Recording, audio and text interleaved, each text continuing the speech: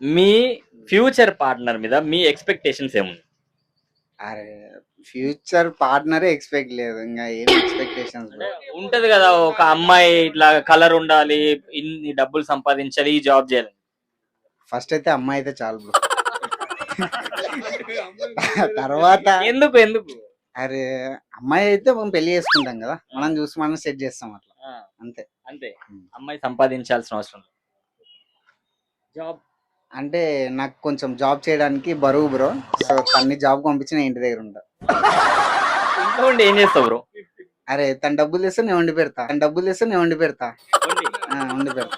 పిల్లలు పుట్టిన తర్వాత ఇంకా అవన్నీ ఇప్పుడు ఏం చెప్తాం బ్రో, పెళ్లి వరకు అయితే చెప్తాము. పిల్లలు అంటే ఆయన అడగాలి, మీరు నన్ను అడగకూడదు. అంటే పిల్లలు పుట్టిన తర్వాత ప్యాంపర్ తీసి ప్యాంపర్ వేయడం అట్లా ఏం లేదు, అప్పుడు పని మనిషిని పెడతాం, పెద్ద పని మనిషిని sketch. పెడతాం, అంటే ఓన్లీ వండుతావు అంతే, అంతే ఇంకేం లేదు. అంతే, ఏం లేదు. సార్ ఫ్యూచర్ లో ఈయన ఒకవేళ పెళ్లి అయితే గనక ఖచ్చితంగా మీరే జాబ్ చేయాల్సి వస్తుంది, చూసుకోండి మరి.